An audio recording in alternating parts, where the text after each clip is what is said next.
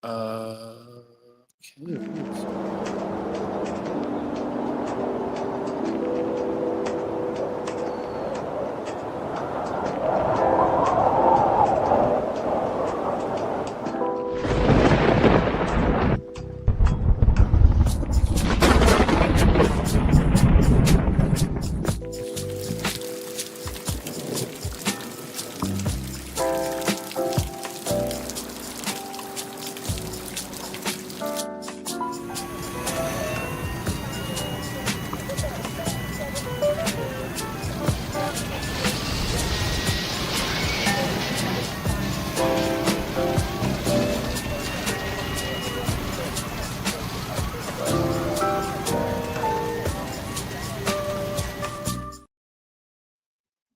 Yo, what is up, everybody? Welcome back to the Media Mania Podcast. I'm your host, as always, the Media Maverick, Mike Weldon, and today I'm joined by a returning guest, a good friend of mine, Nathan Reno of Wheelie Weather, a certified storm spotter by the National Weather Service. What's up, man? What's going on? Doing all right? Man, it's all good here, man. I'm excited for the episode. I'm excited for you coming back on. A lot to talk about. A lot to talk about, a lot to break down. Gonna have a fun little time. Oh yeah. Especially the biggest talk about is what just happened with the new tornado investigation with I'm a butcher. Nathan can kick my ass later for pronouncing it wrong. It's Enderlin, is that correct? You got it. Enderlin, North Dakota. Enderlin, North Dakota. Yeah, the new investigation into getting it upgraded from to an EF5. Yup, they spent NWS offices up in North Dakota spent well over 3 months investigating, doing homework, doing engineering projects and looking up. There's the official PNS public statement from NWS Grand Forks that shows this tornado being rated as EF5 210 mile an hour plus wind speeds. This was after a 3-month investigation and lengthy survey that included National Wind Institute's meteorologists from Canada, everybody's well-known favorite engineer, Tim Marshall, was in on the job. So what happened here was they brought in people from wind engineers to structural engineers to other meteorologists that they brought in from different areas who are certified, trained in their professions to basically break down calculations of what they call damage indicators. Now, the damage indicator that they used to assess the upgrade of the Enderlin tornado is a non-traditional DI. It's not a DI train.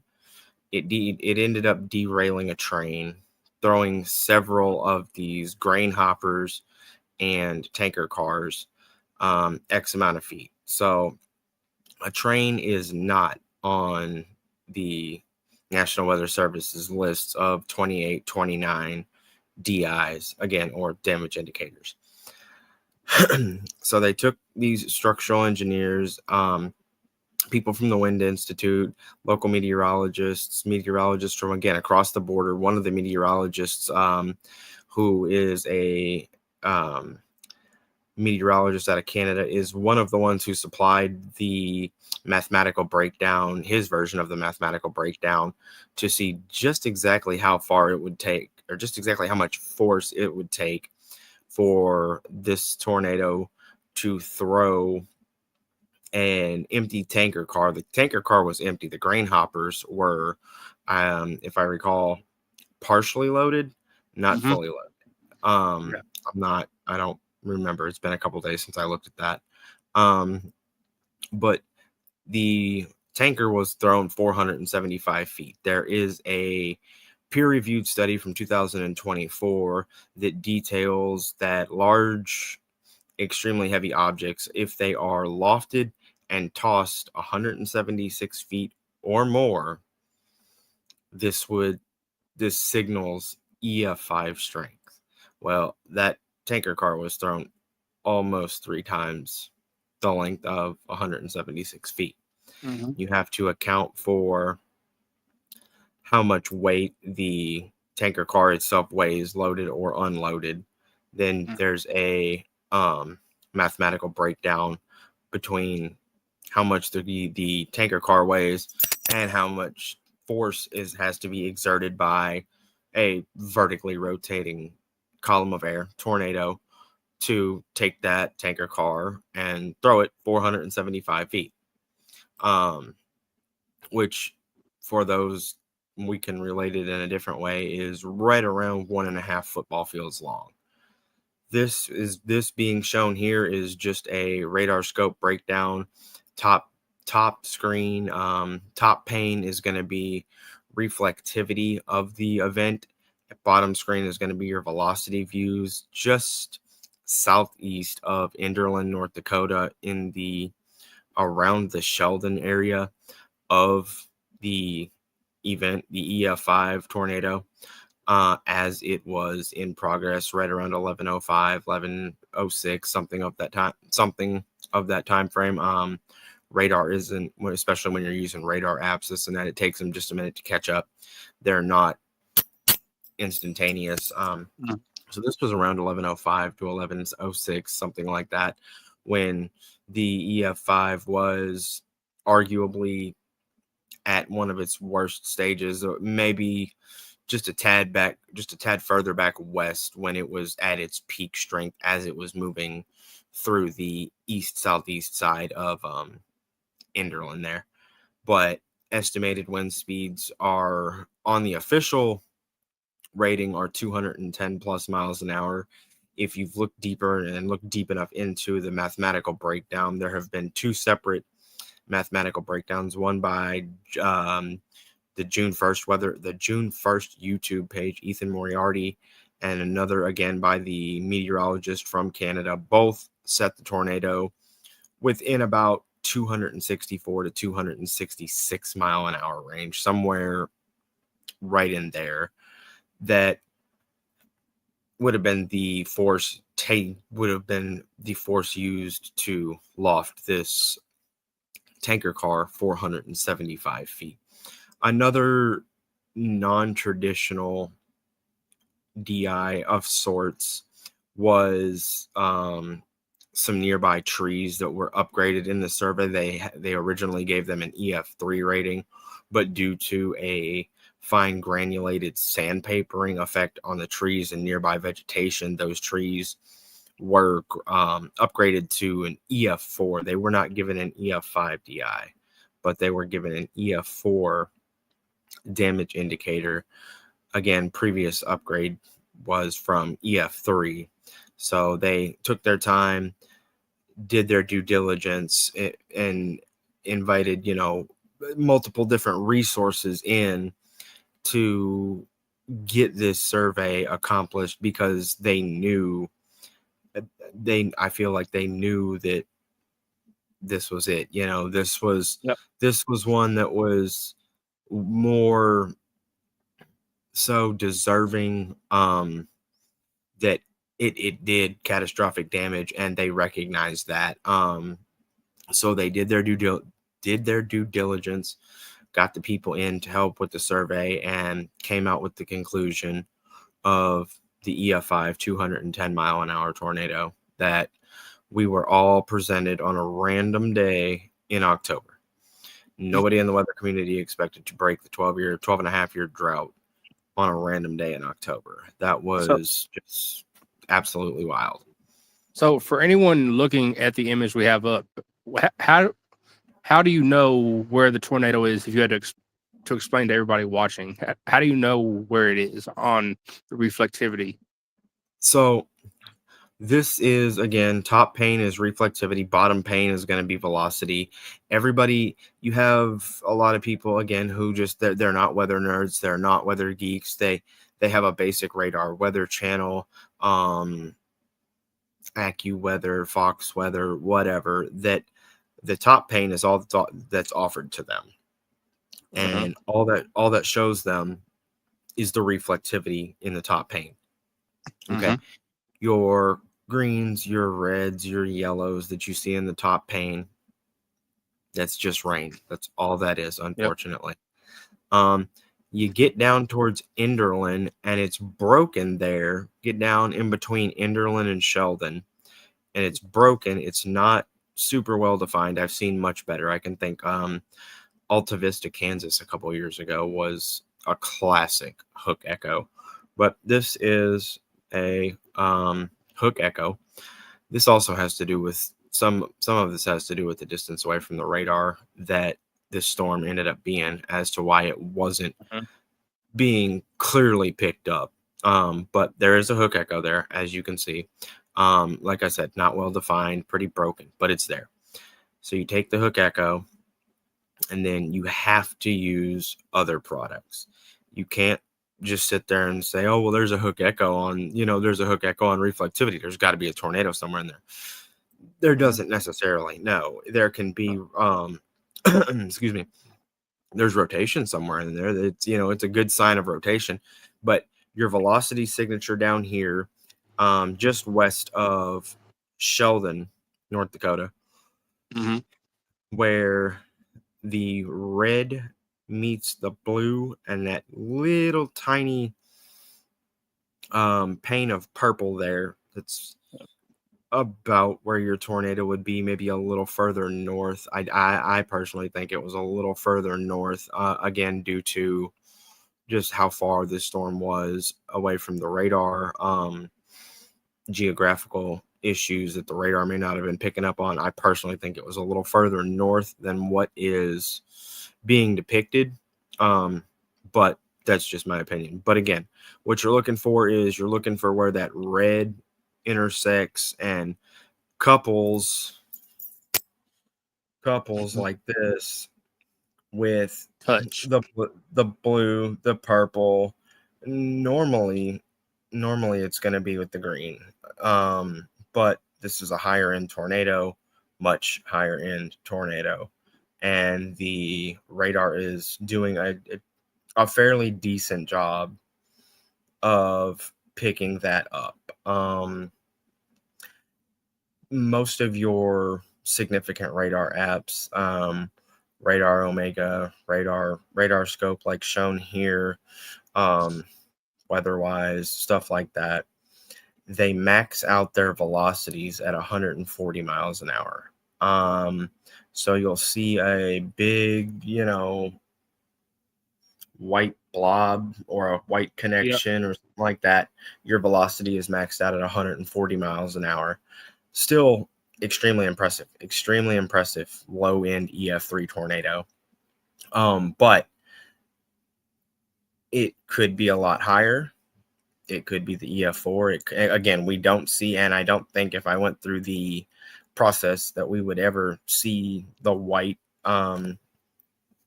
show out here. If I recall, I don't think I saw any of that. So it was underestimated by most of your radar apps.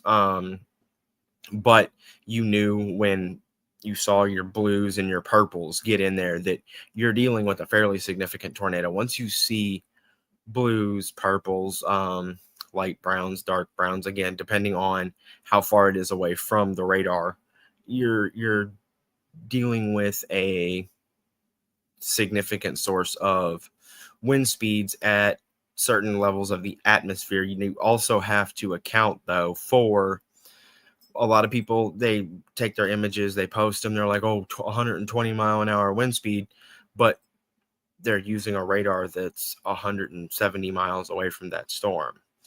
And so Yep. that radar is scanning at, God, 6,000 feet above ground level. So it's scanning the mid and top levels of the storm. That whatever wind speed that they're reading isn't reaching the ground. Okay. Yeah.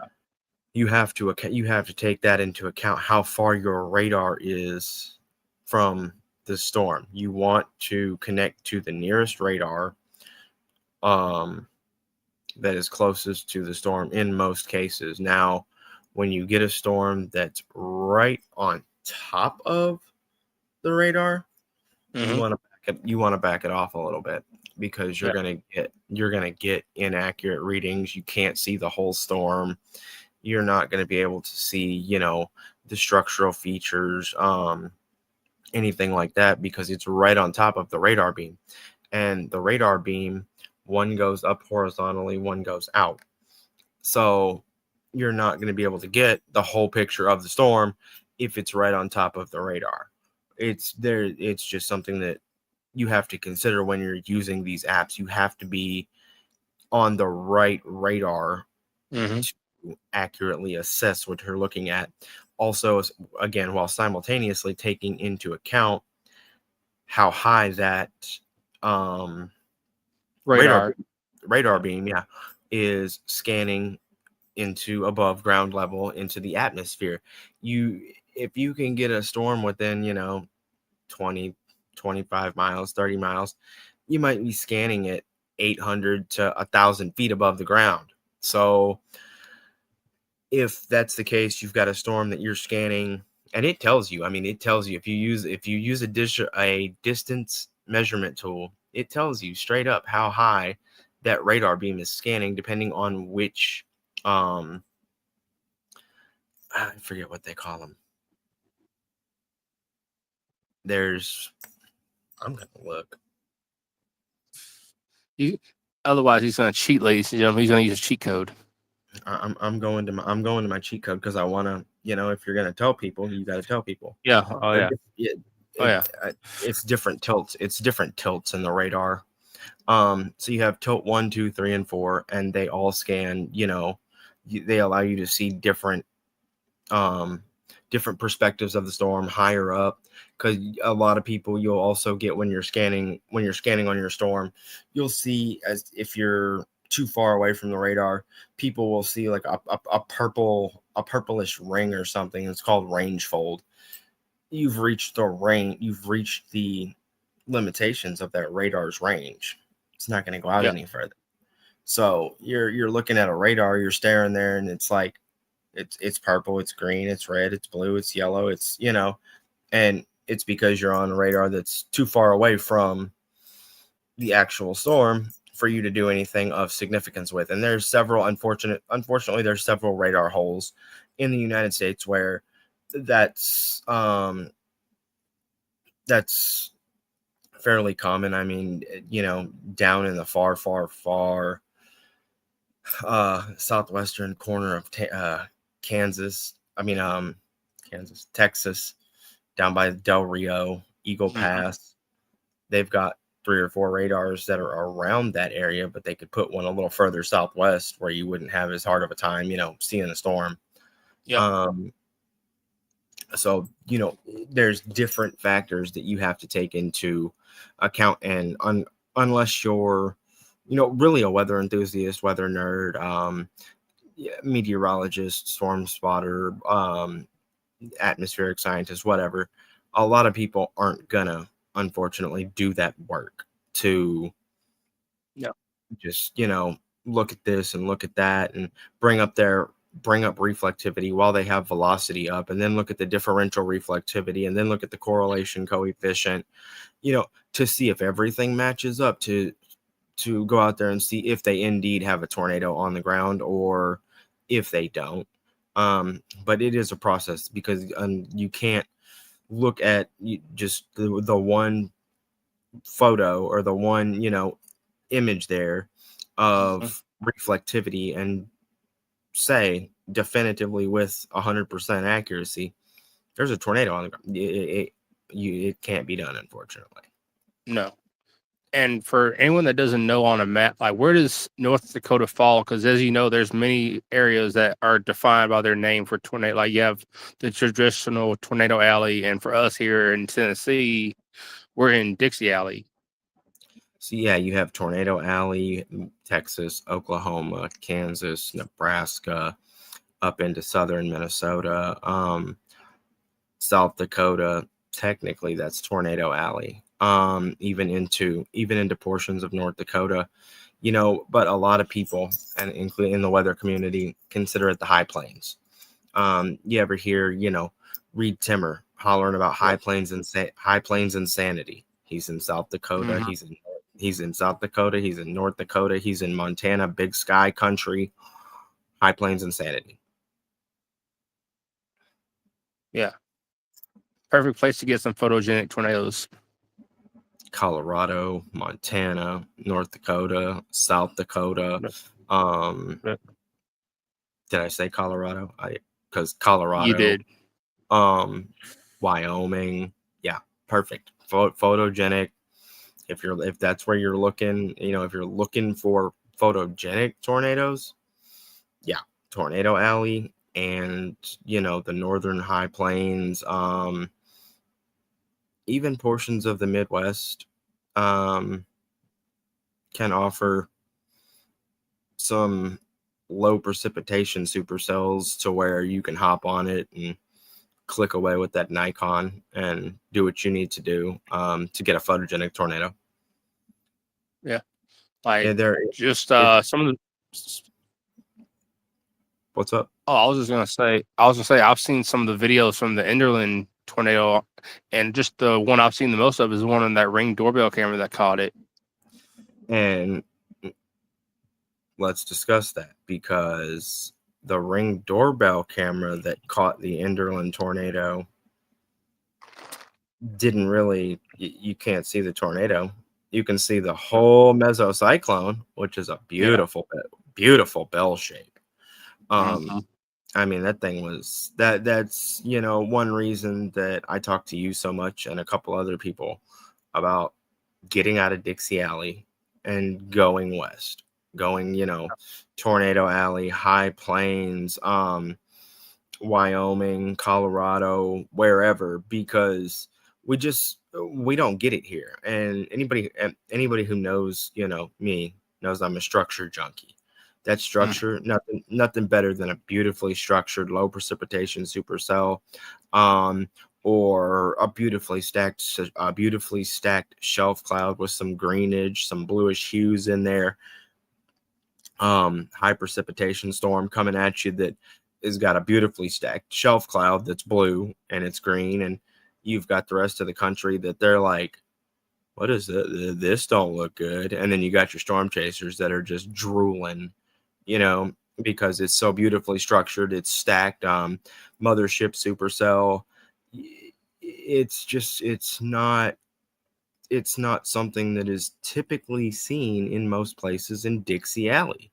Mhm. And when we're talking about Dixie Alley here, which is, I was gonna say another subject we're gonna address. Thank you, Michael. Mhm. We're talking Kentucky, Tennessee, Arkansas, Mississippi, Alabama, Georgia, portions of Louisiana. Kentucky's debatable. They more kind of an Ohio River Valley type thing. Southern Louisiana is really debatable because that's on the Gulf Coast. But in Dixie Alley, which we're about to go through fall season, um, Yep. you have there's so many inhibitors here that people just Mhm. they don't take into effect. And I'm probably shooting it low, but 98% of our storms are high precipitation supercells. They dump rain and dump rain and dump rain, and they got a big hail core on them that Mhm. after they're done hailing, it looks like it snowed in your yard. It's not huge hail. It has been occasionally in the past like year or two. I mean, I got golf balls at my house a couple of months ago, which was Hmm. lovely. But typically in especially where we're at in Tennessee, we don't Yeah. see we don't see over quarter size hail. No. Um, we can get some that's upwards of ping pong to golf ball size occasionally when your low level and your mid level lapse rates are elevated and up there in the 7.0 7.5 range, so that the air aloft is cooler, much cooler than it is at the surface. So those storms are being able to recycle those water droplets in the hail core longer and longer and longer and hold on to them, which the longer they hold them in the hail core and keep recycling them, that's how they get bigger. They just keep adding chunks of ice and chunks of ice the longer that they're recycled before they finally fall to the earth.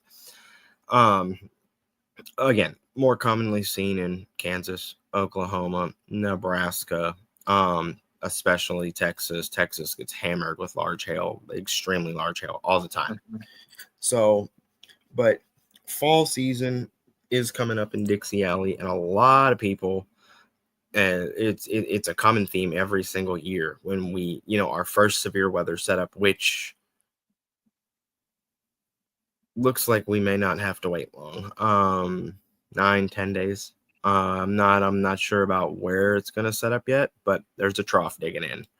Trough coming in from the Pacific, gonna shoot east. We'll see where it sets up, but fall season could get off to an early start this year, mid-October sometime. So, you know, you have, where was I trying to go with that?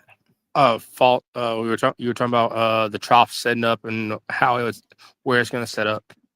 Yeah, so we could get into an earlier, slightly earlier fall tornado season, and a lot of people, they even living in certain places for 10, 12, 15, 20 years, they're still oblivious to the fact that they that we have a fall and early winter tornado season. Mhm. So it's something that we hear time and time and time again, where you get these severe weather setups, you get these enhanced risks, and you get these moderate risks, and heaven forbid you get a high risk in November, December, late October, early January, whatever. But it happens. You do. Um, and you throw it around on, you're looking your forecasts up on the models, you're doing this, you're doing that, and then you're making your posts, and you're telling people, hey, look, this is the setup, this is possibly coming, this is what we're possibly looking at, because nothing's ever a guarantee. There's always usually, a failure mode or two. Um, Mhm. there's some setups that they're clear cut and dry. No matter what you do, something nasty is going to happen. Yep. But a Mhm. good majority of your setups have failure modes where one or two things don't go that system's way, and it's not going to And it produce like goes you bust. do. What? Yeah. I say it, and it goes bust. Yeah, it's gonna bust. It's not gonna produce like you said. Like, oh, you made this post and then it busted. Well, yeah, the failure mode won out. Um, Mhm. and it happens time and time and time again. And that's where your people come in and say, oh, well, the weatherman was wrong. Oh, the weatherman got it wrong. I just try and do a forecast. Try and look it up. It's not near as easy as it seems when the models are spitting out one thing, and then the next day the atmosphere spits out, yeah, no, you thought so. But Mhm. people tend to dismiss the fact that tornadoes happen in November, December, January, February, and it gets them in a lot of trouble. Unfortunately, gets them in a lot of trouble because looking back, Mhm. and hindsight is 2020. Everybody knows hindsight is 2020. But Yep. you've got December 9th, 2023 tornado outbreak, which saw what, 6 tornadoes in Middle Tennessee, 7. You've got the December 10th, Mayfield. December 10th, 2021. That was a doozy. Mayfield, Kentucky, Bremen, Dawson Springs. Another EF4 went through West Tennessee, hit Reelfoot Lake, killed a bunch of people. You had the Boot Heel, Arkansas, Boot Heel of Missouri kick us off that night, and the first tornado of the night, second tornado of the night, long track tornado, whatever, hits a nursing home, and does damage, traps people, unfortunately takes lives. Again, December 10th, 2021. You've got an outbreak that was in December of 2015. Tennessee got rocked. You've got Super Tuesday 2008. Tennessee got rocked. That was on February the 5th. I mean, typically we're starting to warm up in February if we're lucky. If we're lucky, we can catch some days in the 50s and 60s. But most of your days are still spent, in doom and gloom, overcast skies with highs in the 40s and 50s, and 30s with blustery south winds, blustery winds blowing to the south, out of the north, and you're getting your butt kicked in the cold in February. Most people are like, okay, tornadoes can't happen. Well, one of the most significant tornado outbreaks in history, Super Tuesday 2008, happened in February. And people get this notion that it gets cold, tornadoes can't happen. All you need is, one little day where temperatures sneak into the high 50s, low 60s, or higher, because December 10th, 2021, where we had it, temperatures were in the 70s, and cold front came moving in, just like, is a typical fall wintertime setup. We get a day where random beautiful day in the 70s, 75, 76, and it's late November, early December, and we're just like, this isn't good. This just isn't good. And you see the end result, where December 10th was a nasty day. Yeah. I remember that outbreak, the Super Tuesday outbreak. I remember it. Super Tuesday was 2008. Give my age away a little bit.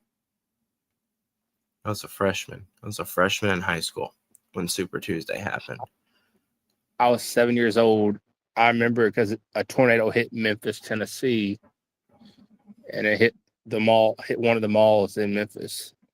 Yep. And Super Tuesday wasn't, I'm pretty sure Jackson was hit by an F4 on Super Tuesday. And the reason I remember that day so well is because I was at that mall just a few hours before that tornado hit.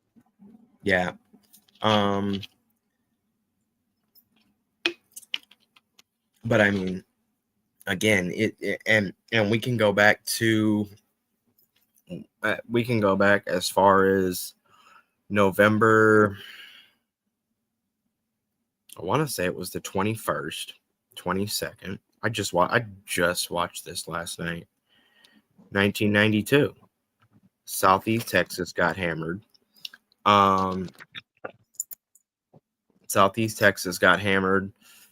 Started in Southeast Texas around the Houston metro, the Houston area, a little bit northward, and ended up through like 8 or 9 states with 70 or 80 tornadoes during a 2-day binge in, again, the late last half of November.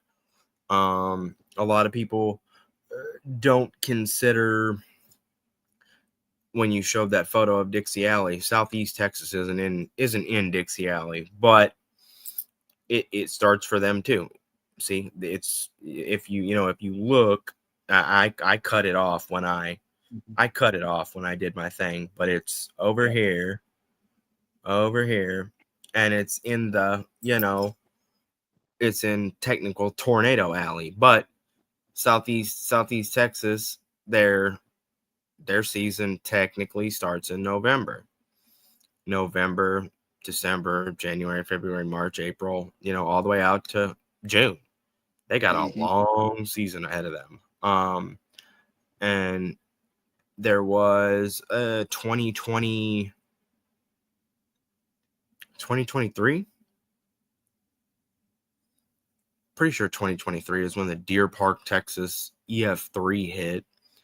And that was during, I want to say that might have been, that might have been November 4th of 2022.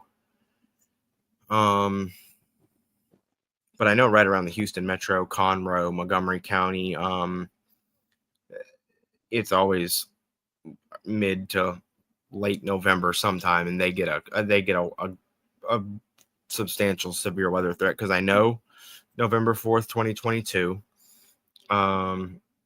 I want to say mid-November of 2023 they had one too. It might have been closer to the first of the year, but Deer Park, Texas got hit by an EF3 and destroyed a bunch of stuff. And I can say that was in late fall, early winter. Again, it's just something that people correlate: cold, snow, hot, tornadoes. And you're always going to have those people that just, I didn't think tornadoes could happen in the cold. I didn't think tornadoes could happen during this time of year. Reality is, yeah, they can. Yeah, they do. And Hmm. unfortunately, you have to be prepared. We're going into a La Nina winter, brief La Hmm. Nina, but we're going into a La Nina winter. And again, looking back at historical contexts and historical clues, typically a La Nina winter has bigger severe weather side effects. You can go December 21, December 23, 2019, December of 2015, and again, here we are back to Super Tuesday 2008. Yeah. All of them during a La Nina winter. All of them. Every last one of them during a La Nina winter. I'd have to go back and double check myself. I'm not certain. But I want to say the 1997 Rutherford County EF4 Mhm. was mid to late winter during a La Nina too. I Um, remember what I've read, just trying for county get hit in 2008 or 2009 by a tornado. EF4, Good Friday 2009, April 10th 2009. We got hit by an EF4. Yeah. 23 and a quarter mile path, 170-mile-an-hour wind speeds, and unfortunately 2 fatalities as well as 58 injuries on that specific tornado. I'll have to go back and check if that was again. Now that one doesn't apply to really kind of the theme of what we're talking about. Yeah. It was an April tornado season, Hmm. so it wasn't Dixie Alley in the South during the fall and the winter. It was spring tornado season when it happened, unfortunately. But yeah, April 10th, 2009, Good Friday. Everybody's off school. Nobody's off school, or I mean, nobody's going to school. Um, Everybody's, hanging out, chilling for the Easter weekend, and parents got to find daycare, this, that, and all the other, because they still got to work. Hmm. Um, Mine were off that day. Luckily, mine were off that day. But yeah, 2009. That was That was a messed up year. That was the what? That was April of 2009. That would have been the middle of my sophomore year.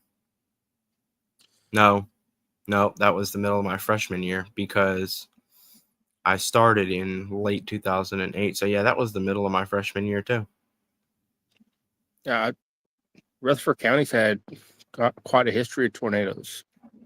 Yeah, Rutherford County is in the top 6 in Tennessee in tornadoes. And we're coming to a point where if it is a secret to people, it shouldn't be. Tennessee leads the nation in nocturnal tornadoes after dark. Well, getting dark earlier. Yeah, it got dark at what, 6:45 Yeah. ish tonight. Mm-hmm. Yeah. So it's getting dark earlier. We're about to change back clocks in early November. Yep. And then we go into fall tornado season, fall storm season, So unfortunately, that has a lot to do with it. Our, November, December tornadoes, we see the statistical peak through November, a small window in a small incremental rise in December of tornado activity, and it Yep. kind of levels off specifically for the Tennessee area January, February, and then we start back up again March, April, May. But there's other states in Dixie Alley where it just runs November through May. Mm-hmm. Which Mississippi, states? you can Mississippi, Alabama, portions of Louisiana, again Southeast Texas. They have November, December, January, February, and it can go. It just there's everybody thinks that people think, well, when is tornado season? In some of these places, tornado season is, you might as well almost say year round. I mean, statistically speaking, Mm-hmm. they can happen year round. We just see statistical peaks, and Yep. our, again, second season, which we're on the subject of, fall season, statistical peak is November. Spring season, April, March, April, somewhere around there, we start to kind of flatten off in May. But some of these other states, Mississippi, Alabama, they don't. It's just constant November, December, January, February, March, April. I can't think of the name of the city, but it was there was an outbreak January 12th of 2023 that it was Autauga County, Alabama. EF2, EF3 tornado. There was one EF2 and an EF3, both. There was an EF2 that strengthened into an EF3 as it moved through Autauga County, Alabama. And then further on down the line, as they issued tornado watches for West and North Central Georgia, including the Atlanta Metro, again, January 12th, 2023. So still winter time in the South. We haven't switched over to spring, but they issue a tornado warning or a tornado watch for the Atlanta Metro, and then within like an hour and a half, 2 hours, a small town just southwest of downtown Atlanta Metro, Griffin, Georgia. One of the wildest tornado surveys I've ever seen is struck by 5 tornadoes at once. They said, if I can find the survey, I will. National Weather Service Peachtree just went through aerial surveys, radar imagery, satellite imagery, all this other stuff, and they concluded that at one point in time, this storm had up to 5 circulations on the ground at once, which to me is crazy. I Mm. mean, Oh, okay, you see twins every once in a while. Rarely do you see triplets in a tornado scenario, but 5, that was something to see. Um, and the worst of it was a large EF3 that tore through downtown Griffin. Luckily, no fatalities. Nobody lost their lives. Couple injuries, no fatalities. But again, continuing with the theme, another mhm. late fall, early middle winter tornadoes, tornado outbreak. Um, I know that Attuga County that day had a little loss of life. I don't remember the exact number, and it's not important, but Attuga County had loss of life during their EF2 EF3 portion of their tornado that day. Um, there were several tornadoes that day. Like I said, I can recall the date vividly. Um, Tracked it on radar, watched it happen, saw everything go down.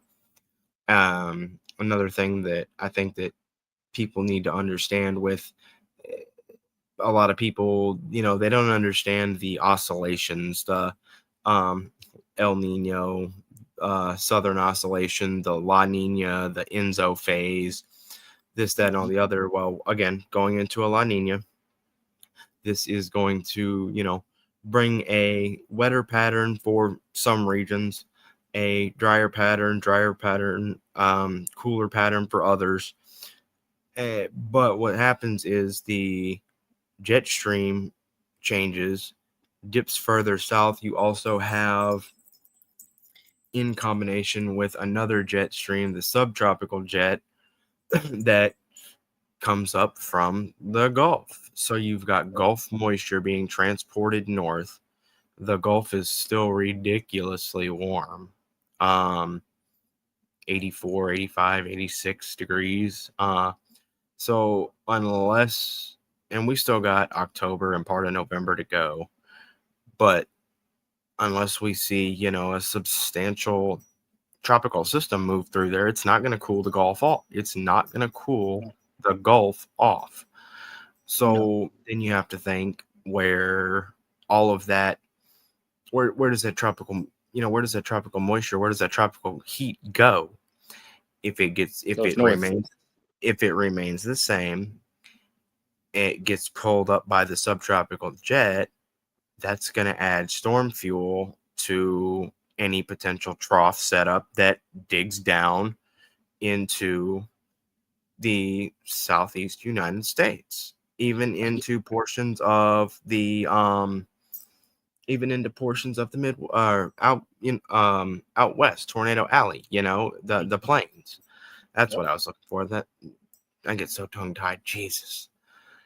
But you're gonna, dig warm tropical air into your air mass, and you got a front coming through, or whatever trough front, whatever you want to call it. It's going to provide your lift for your thunderstorms, your warm moist air. That's going to provide your instability, your storm fuel, your cape, whatever you want to call it. Those who know cape, Mhm. convective available potential energy. And Mhm. it's just that's one of the things that we struggle with during the late fall winter months, is getting the instability. A lot of times that jet, it'll work the tropical moisture up north. It'll give us the dew points that we need. um Mid 50s, low 60s, mid 60s, whatever you need. So it'll give you that. Then you've got whatever your source of lift is moving in from the west. But is your instability there? You have to have instability for a severe thunderstorm, Mhm. or severe weather. Well, if you're still able to pull off of an 85 to 88 degree Gulf, yeah, we shouldn't have any problems, unfortunately, with providing these storms the storm fuel that they need to ignite and initiate severe weather. So La Nina opens up what's called northwest flow. Northwest flow coming down out of the Pacific Northwest helps to increase shear in other portions of the country, which is a source of lift to provide these thunderstorms part of the axis they need to form and end up going severe. People have heard, you need shear, speed shear and directional shear for tornado formation. Well, northwest flow is going to aid in the adaptation of more favorably sheared environments for these thunderstorms to work with when they are initiated and when there's an incoming, trough dry line. Typically you see a dry line out in Oklahoma, Kansas, Texas, Nebraska. They don't typically sneak as far east as the Mississippi River or past the Mississippi, but occasionally you'll get a dry line set up that sneaks out there. But northwesterly flow that we're going to be looking at is going to induce a higher amount of sheared environments, which would give these thunderstorms potential to just rotate and give these updrafts potential to rotate and do what they need to do, or not. If you're not a weather enthusiast, whatever way you want to look at it, and some produce tornado genesis. Yeah.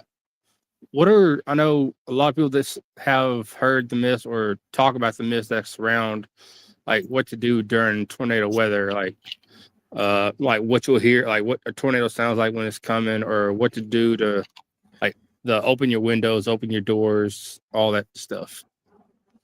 No. Yeah, you're right.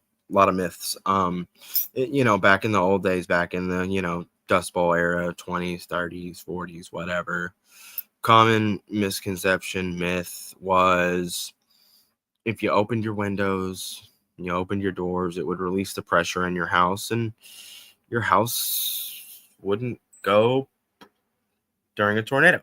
Yep. It's going to go poof no matter what. It's due to an atmospheric drop in pressure from a tornado. There are atmospheric drops in pressure in the inner vortices and the inner cores of tornadoes. That's why your ears pop. That's why you hear stuff. That's why you feel the pressure in your head and your ears change when you've got a tornado in relatively close proximity to you because of the pressure changes in the atmosphere.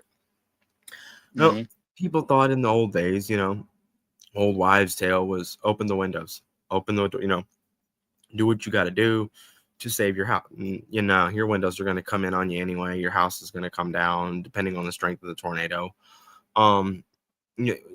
Whatever the case may be, it's not going to make a difference, unfortunately. And people have learned that that's not going to make a difference. And they've learned not to, waste their time trying to open windows to save their house.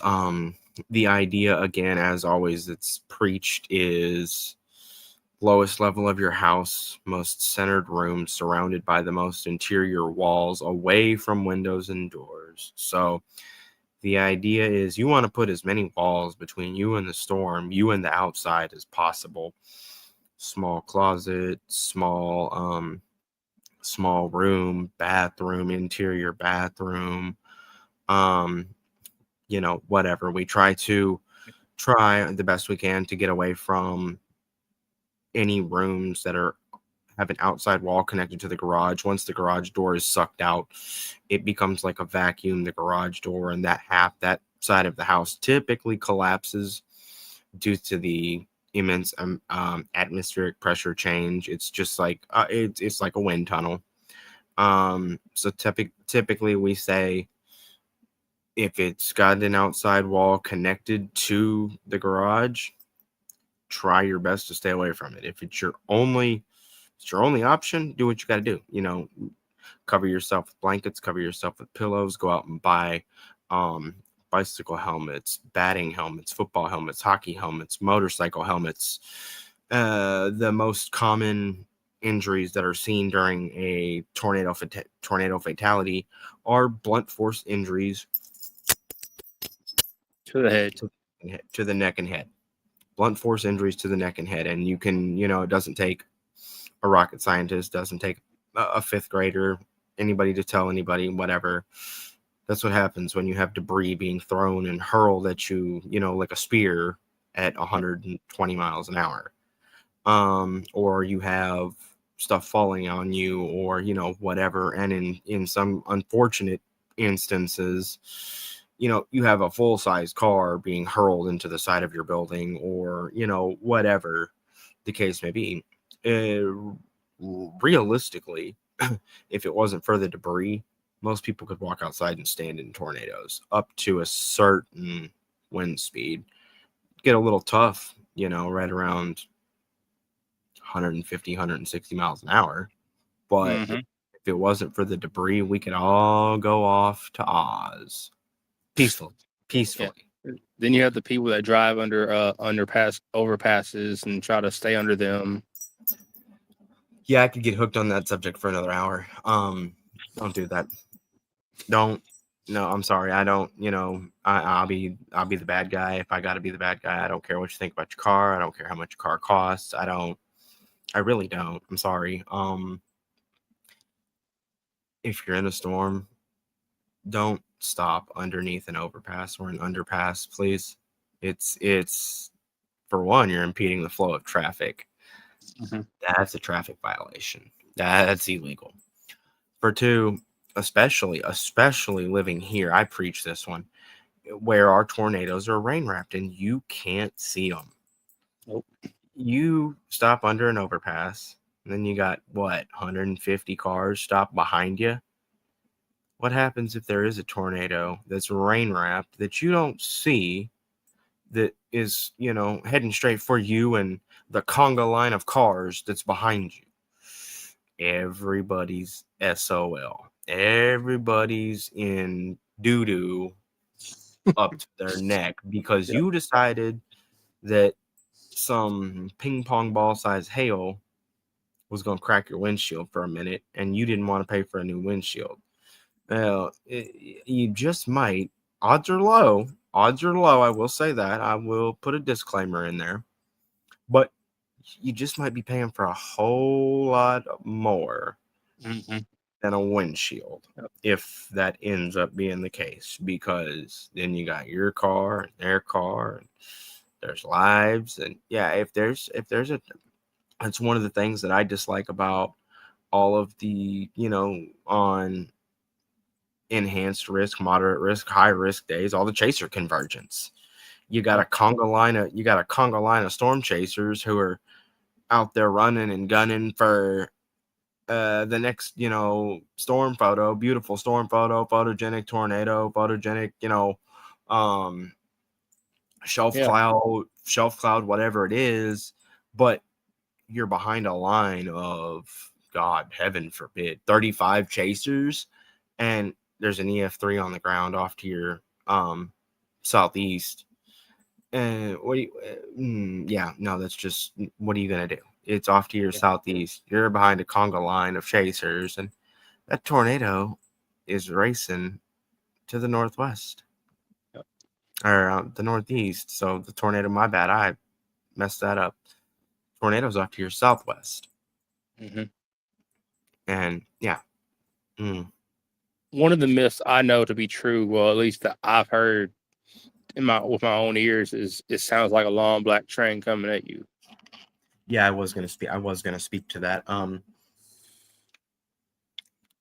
just got hung up on the conga line and the people under the overpass. That one just really irritates me. But yeah, typically, a lot of the way that people put it is that you're listening to a train. You're listening to a low roar, that gets louder and louder and louder, and does its thing. It sounds like a low rumble of thunder that just doesn't quit, doesn't go away. And I know I can speak to the fact that in the early portions of it, if it's close enough and just kind of forming, getting off the ground or getting on the ground for that matter, you're looking at it. It sounds like a whistle, a high pitched whistling noise. Um, so you've got your low rumble, your train, whistling noise. Some people have compared it to loud jet engines. Yeah, and it's unfortunately one of those things that you don't want to, but you just have to experience to understand it. I mean, Mm. okay, from a safe distance, yeah, sure, let's listen to the roar of the tornado, but close up in person, no, thank you, no, Yeah. thank you. Can be a Kiss your weather ass goodbye. Kiss can your be a ass goodbye. can be a weather enthusiast, storm chaser, all you want to.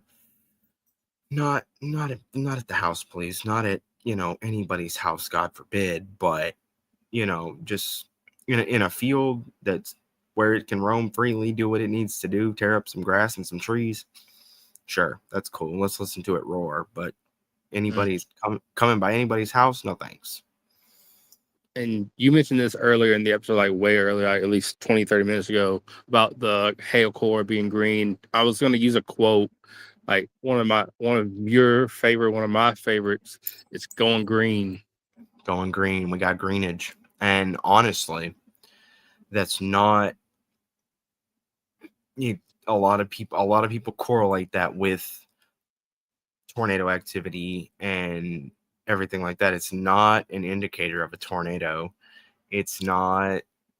It's semi linked to hail, but it's more so linked to precipitation in the storm, heavy rain, opposed to um tornadoes and hail and stuff like that. Yeah, it can indicate hail. It's not, there's no direct correlation, no direct link between greenage or blue hued skies and tornado development. No. But it definitely is an indicator of light refracting off of ice or water particles in the sky, and scattering the light. That's why you see blue, green, um, and in a non-storm scenario, that's why you see, like tonight with the sunset, you see oranges, you see pinks, you see purples, the light's being refracted Mm-hmm. through the particles in the clouds. That's all that is. But when you're seeing greens and blues, there's some precipitation in there, likely some high precipitation, heavy rain, probably some hail. I know one of the last storms I saw, it was earlier this summer at some point. I was at work, outside messing around with the lightning and filming it and doing this and doing that. And that storm had some greenage to it, but it wasn't very impressive. I mean, we got a lot of heavy rain, and I I took a picture, but I didn't post it. I wasn't trying to start that. We got a picture of I got a picture of a decent scud cloud that looked like a funnel cloud. It looked like a funnel cloud for sure. I had to look at it for a minute to be like, this might get good. And then I was looking at it and I was like, that's not it.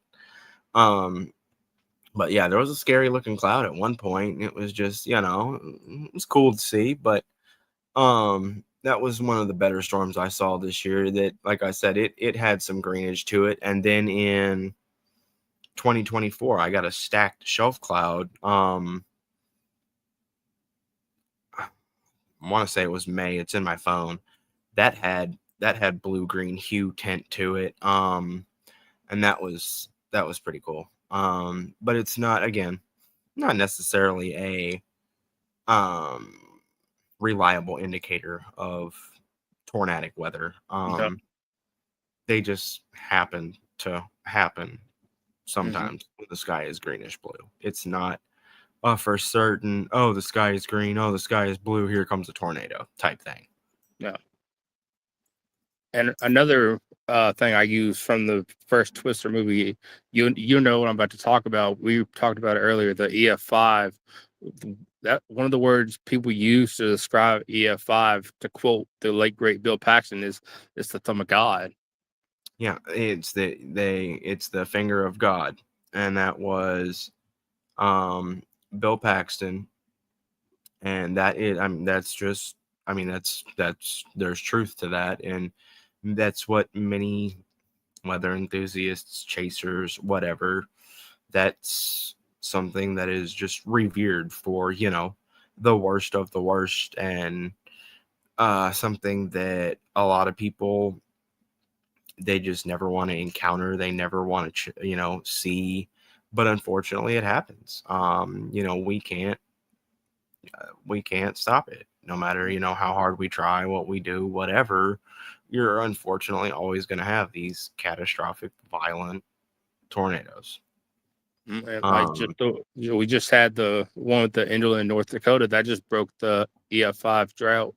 yep, Enderlin, North Dakota broke a 12 and a half year drought. So you're always, unfortunately going to have them, and they don't discriminate on location or anything like that. I mean, people have sometimes the underlying myth that tornadoes stay away from big cities. Oklahoma, Nashville, Oklahoma City. They can all attest, Joplin can all attest that they don't discriminate. Hell, not even big cities, just the one that I don't like talking about. We talked about a little bit the other night, was in Arkansas, Lake City. Yep. Lake City, that was a big one. That was definitely a big one. Rough tornado. That was an interesting tornado to watch. But they don't. It was. They don't discriminate. They don't play around. So No. they And the reason, the reason, yeah. Yeah, I know. I was the reason I don't like talking much about it is I have family in that immediate area. Right. Yeah, they do. And when I saw that first image of that, I don't know if it was a car or a truck. It was a red car, red truck, something, and it just looked like a crushed Coke can. Yep. And that's what happens when you have, 170, 180, 190 mile an hour winds. Mm-hmm. You have, if you had, debris that just doesn't look real. No. Hell, one of my, I don't want to keep talking about Twister, but one of my favorite scenes in the movie is when it's Joe, Bill, and what's her name, the other lady that he was. They're all in the truck together, and I gotta call you back. We've got cows. Yeah. I think it's Melissa. Melissa, yeah, I'm happy with Melissa. Yeah, we got cows. I gotta call you back. Another cow. Nope, same cow. Yeah. If I ever see a cow get lifted by a tornado, I'm gonna call you the second I gotta call you back. We got cows. I gotta call you back. We got cows. Click. Yeah, that was a classic line. It was. If you had to, classic little one-liner. Yeah. And in case y'all didn't know this, if you look in the top right corner of your screens, you'll see the Media Mania Podcast logo, and you'll see it has a little alteration to it right now because of what October is, and Nathan being a very good friend, like a brother to me. He is in a wheelchair, and he battles spina bifida. Is that correct? Spina bifida. He's had that his whole life, and I wanted to just show my support for it. And I truly appreciate it. Way I look at it, just a disability. You have to adapt and overcome, and can't let it define who you are. Can't let it get you down. That's just my stance on it. I've dealt with it for 31 years. What would you say is your most useful tool for storm chasing? Probably radar. I mean, yeah, you can't do anything without it. You really, if you're storm chasing, you've got to have a good radar. You really have to have a good radar. You do. If you don't have a good radar, you're pretty much blind. If you don't mind, I'm gonna bring in I'm gonna bring in someone real quick if they want to ask a question. If that's all right. Okay. Yo. What? Welcome, JD. Hey, what's up? Hey, nice to How are meet you, you? dude. Yeah, nice to meet you. Hey, I don't know if you know this, but I'm JD. I run Mayhem Media, and you were talking about storm chasing and stuff, and he told me a little bit about you. And since you're still going, since I wrapped up what I was doing, I wanted to just hop in and say hello. And I think it's awesome. So I just wanted to come in and say hello. And that was my question about your most useful tool for storm chasing. Okay, yeah, and I appreciate it. Thank you much. Always, you just, in all fairness and honesty, I mean, you have to have it, because if you're out there and you're out there and you're chasing, a lot of times you're in a dead zone. Yeah. You're in a place where you can't get anything, and radar is your eyes to that storm, especially if it's a high precipitation cell. Yeah. You want to see what you're looking at, and that's why knowing how to read radar is so instrumental in what you're doing. Yeah. Do you mind if I ask you another question? Yeah, Mike, go you don't ahead. mind if I hijack your show quick, do you? Oh no, yeah, not at all, man. Do you drive? I know you have spina bifida. Do you drive yourself around when you're storm chasing, or do you have a driver? Right now, no. I drive with friends and ride with friends. I Okay. don't have a car specifically outfitted for me.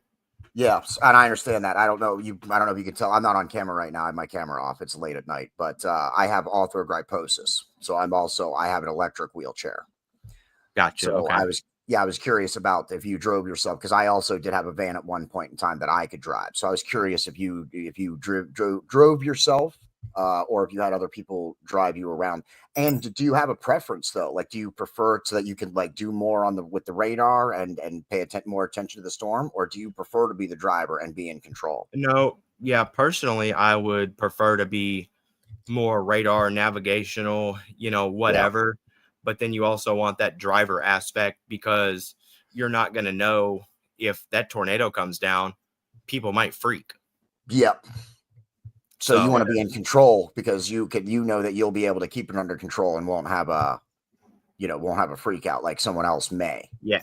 Well, that's exactly. Actually, for those watching, that's actually one of me and Nathan's plans for the next storm season in 2026, is to do some chasing with me and him and possibly one other person. Not me. I'm not coming all the way down there. I live up in Pennsylvania. There you go. Okay.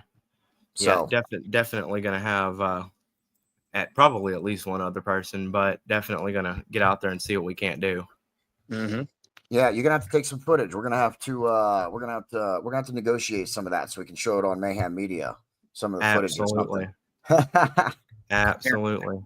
Yeah, and if you haven't yet, if you've been watching, if you look up in your left-hand corner of your screen right now, you'll see a QR code pop up. It'll take you right to the Mayhem Media storefront. Do you have any outlets or anything? He does, yes.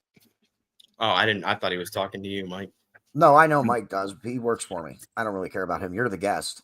Yeah, you can find me Twitter at Wheelie Weather. My YouTube is at Wheelie Weather 94. On Facebook at Nathan Reno. Sweet. All right, man. I'll hop out. And he also has a storefront. I had to jump in and say hello, and especially another person with disability who's out there doing some of that stuff like storm chasing. I love storm chasing. I love storm movies. I love storm documentaries. I love storm biographies. I love it all. So I just wanted to come in and say hello. Well, I definitely appreciate it, and I enjoyed talking to you. I can tell you that right after this ALCS game gets over with, I will be clicking on some storm documentaries myself. Excellent. Nice. Are you a fan of on HBO Max right now? There's what's it called? Eye of the Storm. Yeah, I'm a big fan of that, especially one of their newest episodes. That December tornado outbreak in 2023 was Oh, the closest tornado to me, I think, was maybe 35 miles, but Clarksville, Tennessee is about an hour and a half drive, and they got decimated. They really got decimated. So yeah, I watched that episode. I've watched several of them. If it's got to do with storms, tornadoes, Yep. anything like that, I'm on it. I'm Yep. on. Same. Yep. Same. Me too, man. Yep. If I ever hit the lottery or hit it big, I might spend a season or two storm chasing, but that would be the only likely way that would happen, because I know you guys have to be dedicated in order to get that stuff done, and in order to be able to track it. And oftentimes it's usually a bunch of let's hurry up and wait for a storm that sometimes doesn't show up. So that takes patience that I likely don't have. Realistically, that's the only thing preventing most chasers from going full time is the monetary aspect of it. Yep. A lot of your chasers that you see, myself included, are just hobbyists, Yeah. So if you can hit it big, yeah, chasing every day or whenever the storms are there for the rest of your life, yeah, that'd be great. That'd be absolutely awesome. But it's the root of all evil, and you gotta have it. So yep, absolutely. All right, well, I'm gonna hop out, and once Mayhem Media makes it big, and we'll hit you up about some contracts for storm chasing then. absolutely enjoyed talking to you, JD. Have a good night, Yep, bro. absolutely, man. You guys have a good time. You too. All right. If you had to leave the viewers who've been watching with any final bits of knowledge, what would you leave them with to have them more weather aware? Have them more weather aware. Pay attention. Pay attention to the forecast. Listen to your local National Weather Service office, your local meteorologist, no matter how much you think they're wrong. Because a 20%, 30% chance of rain doesn't mean it's a 20 or 30% chance of rain for your house. It's over a generalized area. So no matter how much you think that, the weather enterprise gets it wrong and that they're glorified, paid to be wrong, you wish you could be paid to be this wrong, blah, blah, blah, listen to them. They know what they're talking about. They wouldn't have graduated with a bachelor's or a master's degree in environmental sciences, meteorology, whatever the case may be, if they didn't earn it. Honestly, go on there, and you can just Google some of the mathematical equations and all of this other good junk that it takes to get a degree in meteorology and everything like that. And no, you don't have to have a degree to be a storm chaser. Is it recommended? Yes. Sure, why not? All the extra curriculars and extra activities and extra knowledge you can gain, yeah, it's going to give you an upper hand, especially when it comes to your forecasting and your techniques and being able to read radar, being able to read models, being able to put a forecast together, being able to decipher this, decipher that, because if you're looking at, you can't just run through, the GFS composite reflectivity on the 0Z run and say, oh, there's a couple storms. Well, this is going to happen. Oh, they could be severe. They could be this. They could. Well, is there any convective available potential energy? Is there any shear in the atmosphere? Is there any sin in the atmosphere? Where's the location of the low pressure system? Where's the ridge? Where's the shortwave trough? What's going on in the atmosphere? You got to look at list by list by list by list. You got to look at, your 500 millibar, your 700 millibar, your, this millibar. You've got to look at the upper atmosphere, the middle atmosphere, the lower atmosphere. Do your storms match up with the location of the projected cape, the projected best shear values? What does your storm relative helicity look like? What does the curvature of your hodograph look like? Does the curvature of your hodograph support highly sheared thunderstorms with a veering wind profile? This, that, and all the other. There's so so much. And I personally haven't done a good detailed breakdown in months, because we've just been realistically, we've been so slow. After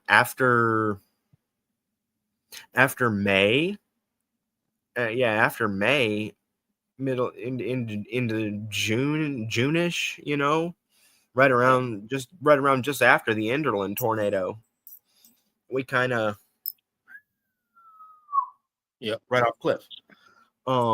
There's been tornadoes here and there. There was 3 in I want to say Tangapahoa Parish, Louisiana, like 4 or 5 days ago, that came in off the tropical waters, had tropical moisture associated with them. But it's been spotty, which is great. I mean, the last update I looked at from the SPC page, which unfortunately this is just facts. We're not getting political here. I can be, but I am not political. Due to the government shutdown, these websites are not being updated. National Weather Service offices and entities are government-run programs. We have the government shutdown. They're not updating their websites. They're not updating their archives.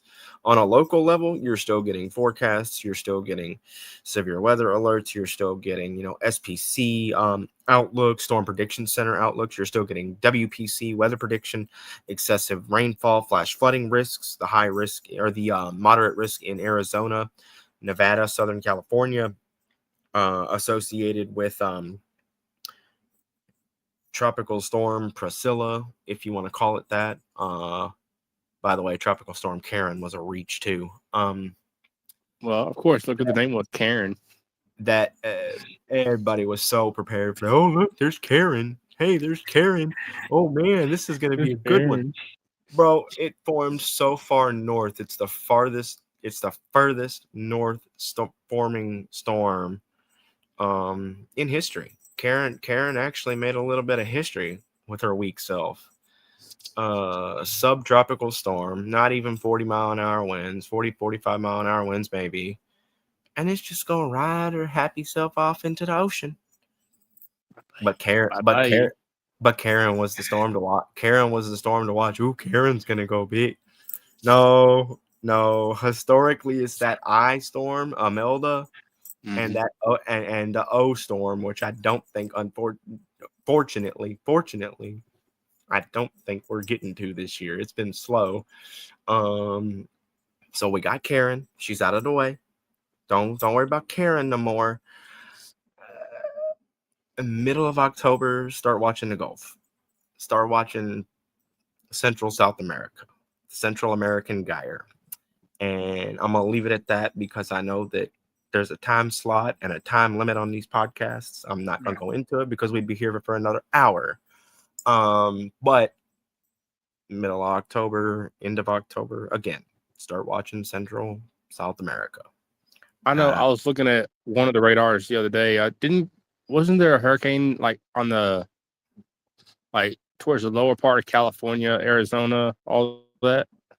Yeah, that's Priscilla in the Eastern Pacific. She's not gonna make landfall, but the tropical moisture is gonna be advected northward, and cause some flooding issues. It's already causing flooding issues in Southern California, Arizona, Nevada, Utah, Southeast, Southwest Colorado, stuff like that. They're going to see some decent rainfall into early next week from that event. But there's also, I forget the name, and I'm not cheating right now, but it's not prevalent. There's another one forming behind Priscilla too that is going to take a similar path. So the desert Southwest into, the West Coast might see a fairly substantial amount of rain to end out October. A lot of rain in a short amount of time that they don't need. A lot of people think that, they're dry, and yeah, they're in a drought, but I don't care if you're in a drought that is, causing burn bans. Nowhere needs 6 to 8 inches of rain in a 2-day period. No.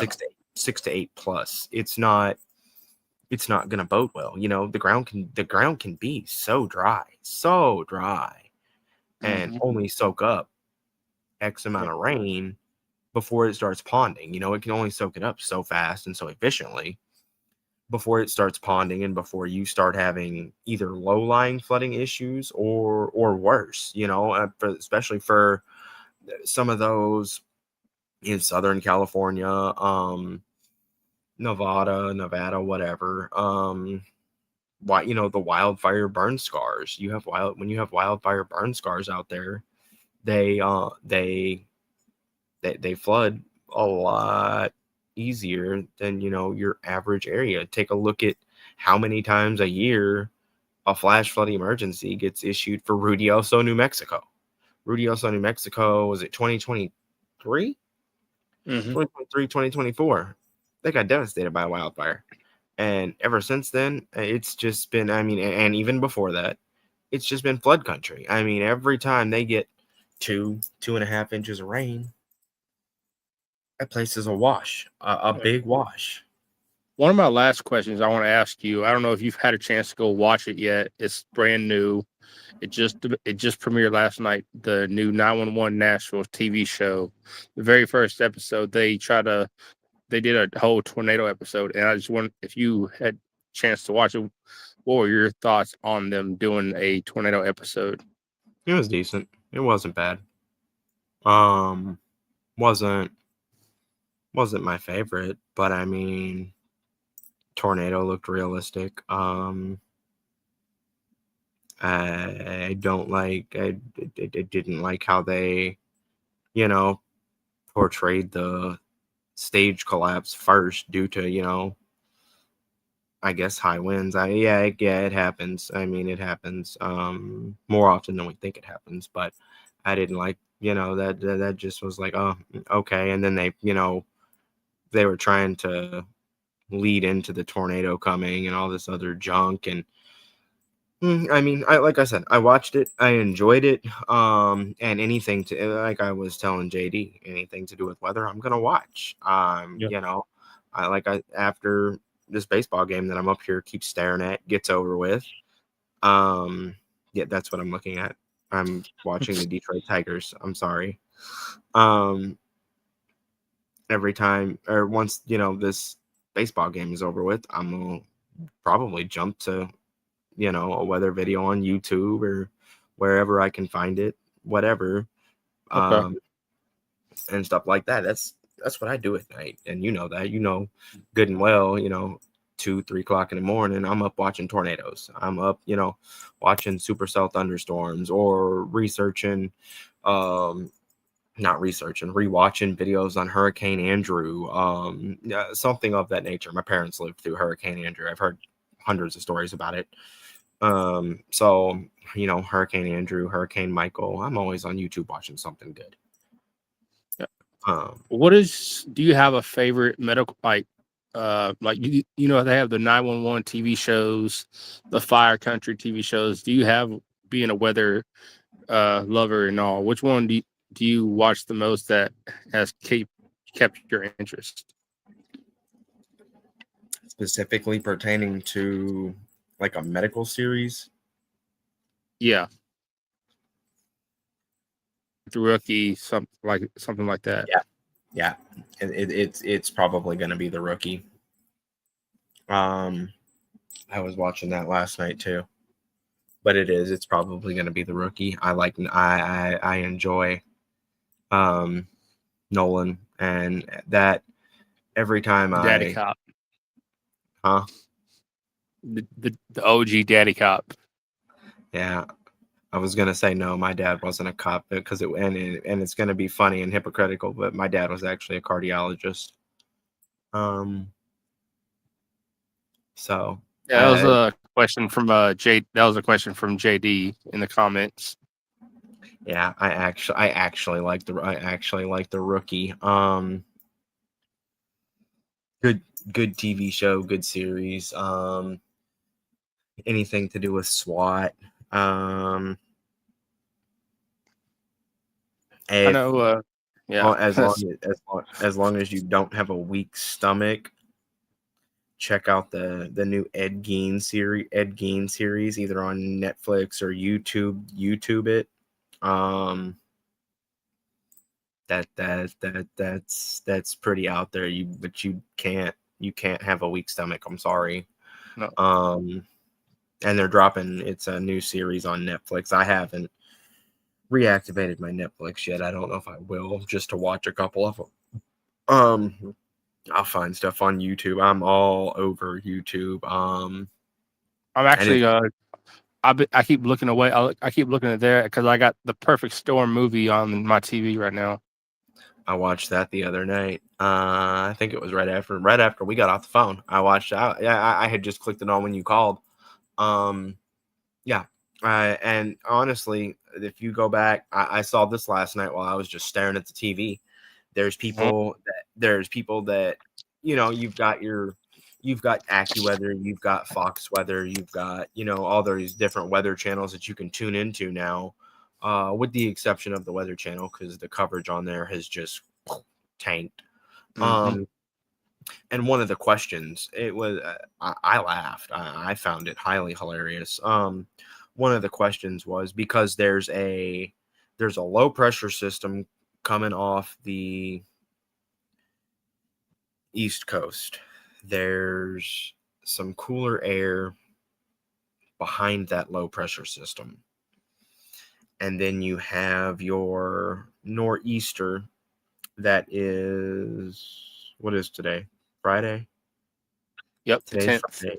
Today's Friday. So you have your nor'easter that's getting itself underway off the space coast of Florida. They have seen significant rainfall today. Upwards of 8, 10, 12 inches in some places on the space coast of Florida. Well, your nor'easter is going to traverse the coast.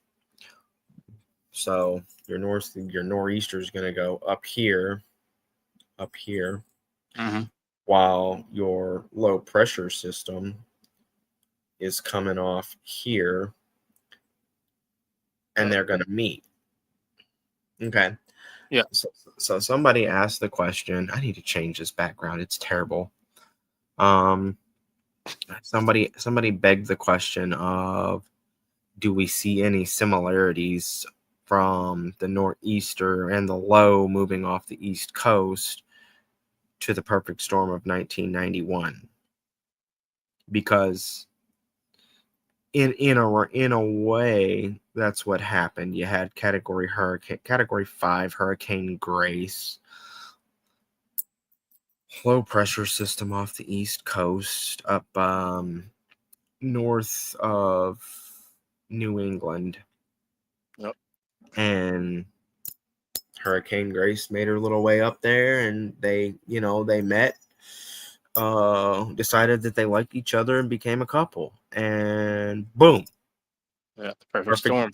Perfect storm in 1991, which unfortunately, realistically, did sink the Andrea Gale. Yep. And all of her crew. So, but no, this nor'easter is not going to be, there's differences in the low, there's differences in the track of the low, there's differences in the nor'easter setup. It's also not a Category 5 hurricane with that kind of pull in the atmosphere. So are they going to interact? Yeah, they're going to interact. They're going to, become buddies at best. Yeah. They're not going to become best friends. They're not going to couple. They're not. I know. I keep saying. You bring up the space coast. That actually brought up a question. Like, how up in space you have the International Space Station. Like, what part does the ISS play in helping forecast the weather? Because I know they can see the hurricanes from up there, like just looking. Yeah, you have. I mean, you have so many different satellites, and you have the ISS, and you have different. There's so many different satellites that we've launched into space that help give us a a better view of what's going on, around the globe. And they're not on a mesoscale, so they're not, tight. They're more on a wider synoptic scale. They see everything. They see much wider of a range and give us better looks from higher up as to how big the storm is, what certain temperatures are at certain cloud heights in the atmosphere, cloud bases, this, that, and all the other. They play an integral role in what in the forecasting realm, and they show us a lot of things. They don't have certain aspects that are the same as a lower level ground radar from NWS Nashville, NWS Orlando, NWS Omaha, whatever. They obviously don't have those. Those are made for obviously seeing lower to mid levels of the storm, but they do give us a better look higher up and help out with extended looks into what you're seeing in the higher up levels of the atmosphere, into the mid levels, and they just don't have the capabilities to transmit some of the same data that a lower range, lower level atmospheric radar would translate. So they play their own integral role. It's it's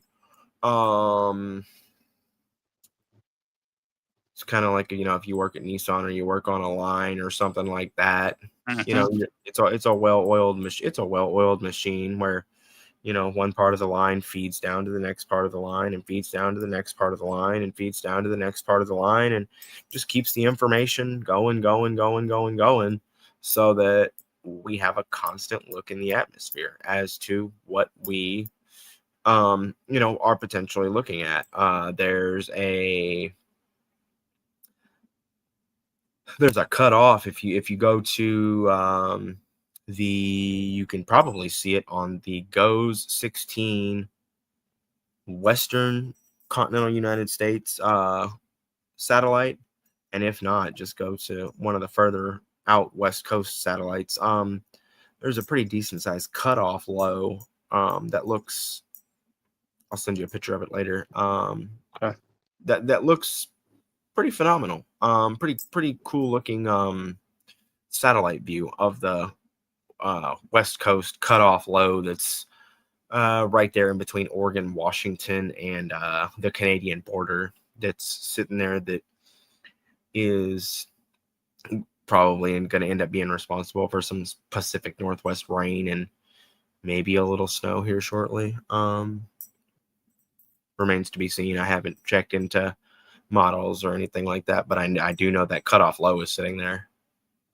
Well, I want to thank you again for coming on the episode, being a returning guest. It's been a very educational and very enjoyable episode. And if you don't mind, I would love to have you back on a future episode to talk about not just not get away from weather, but talk about maybe movies involving weather, like The Perfect Storm or Twisters, or The Day After Tomorrow. Let me watch that one again first. Hang on. It's been years. Dude. I ain't seen that one in forever.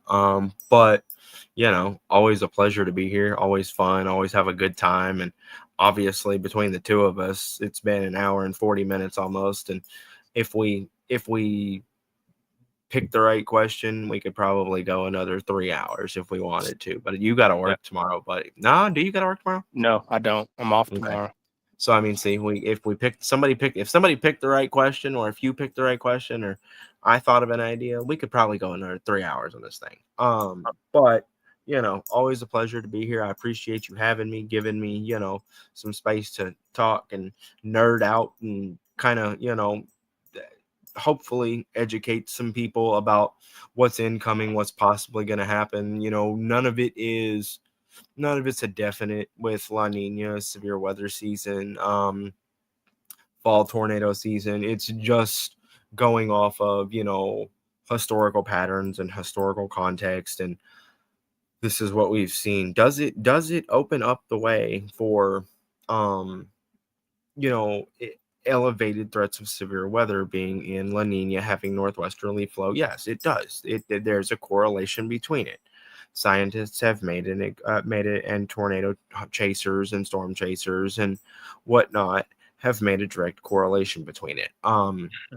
But is it an exact? Are we saying this will happen? No, it's just an idea of past performances and how they stack up based on statistical scientific studies and data between La Nina, El Nino, and Enzo affecting the weather. That's all that is. Yeah. So again, it's not anything definite, but do appreciate you having me on, Michael. It's always a pleasure, always a good time. We covered a lot tonight. And make sure y'all, if y'all haven't, go make sure y'all check out Nathan Reno on Facebook, Instagram, Twitter, and make sure y'all go check out his merch store and buy some Wheelie Weather merch. It is some cool designs. I shut that down. Oh well, okay then. You're good. It's no longer available. You're good. I was gonna tell you when you were talking to JD, but I shut down the Shopify store. Oh, I'll get something back up. I'll get something back up and running, but it won't be Shopify. You should try Printify. Or Printify, that's what it was. Yeah, that's what I had. I'll get something back up and running, but it won't be Printify. Well, yeah, I'll keep your eyes out on that, and make sure y'all also go check him out on make sure y'all go subscribe to him on YouTube and keep up to date on anything he posts weather related. If I can use this, I just got this from JD in the comments. You should check out Bonfire. That's what we use for a lot of our merch now. You said Bonfire? Yeah, Bonfire. Okay. Yeah, I did. I shut the Printify store down, and I'll explain why in a couple text messages. And if you haven't yet, also go check out the group that Nathan helps run. It's called Whether or Not. I am a part. I do what? You have what? I was gonna say I'm a part of the group. I love the group, the Whether or Not group. It's being a weather nerd. I started out just having weather anxiety, but now I love like talking about the weather, and Nathan is a big part of getting me into the weather scene. Love studying it.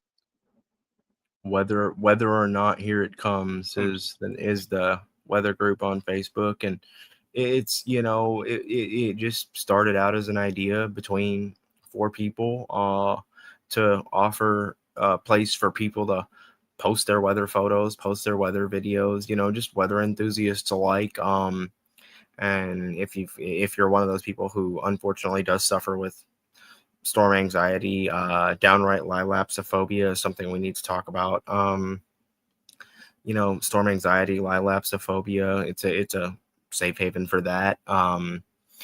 We don't pick and choose who is there, who is not, members, anything like that. It's all alike. If you like being updated on storms, like being updated on the weather in your area, what's going on, all 50 states are covered.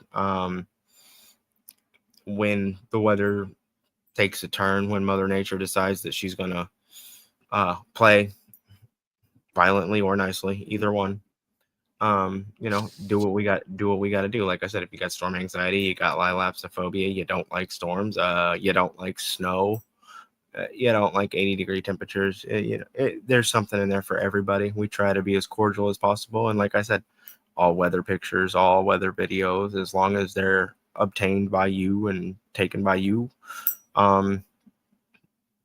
free to post, everything like that. Mm-hmm. We have a community of almost 24,000 strong and continuing to grow every day. And one last thing I want to talk about, it's not weather, but I've changed in the corner. If you look in the corner now, not only is October Spina Bifida Awareness Month, but it's also Breast Cancer Awareness Month, and I wanted to shine some light on that as well. Yep.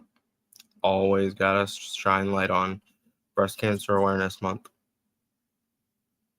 And because make sure you get tested, get a mammogram, and cancer to me is a big place in my heart because cancer runs in both sides of my family. So I try to shine awareness on it every chance that I get. I have found out in the last 2 weeks, 5 people that I know that have some form of cancer. It went from 0 to 100 real quick. So yeah, go out there, get your test, get tested, get them checked, do what you got to do to stay here longer with us and come back for another episode or 2, or stay with your family, do what you got to do, but get checked. And I've been changing this throughout the episode. This is the background. I've changed the background 3 times, but this is one of the possible variants that you will start seeing on some of the merch that I run with. You can't see most of the tornadoes. You're a master over there at changing this and doing that and doing this. I'm just sitting here watching baseball and talking. Yeah, this is the one I've been using. This is the one I've been using. This is the one I've been using for most of the episode. It's just shelf. I think that's a shelf cloud. If you can, send it to me in Messenger, the actual photo, because to me that actually just looks like a high precipitation supercell. Looks like a pretty well sculpted. That looks like a spaceship.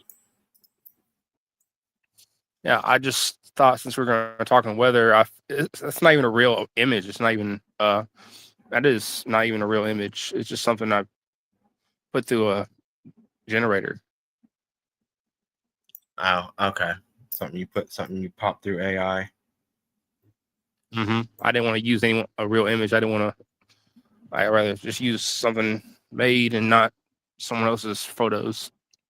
Yeah, no, you don't want to do that. I mean, I'm sure, and if you haven't, go check out Reed's post on copyright today. Check out Jordan Hall. Yep. They're all over copyright images today, so it's definitely not something to do.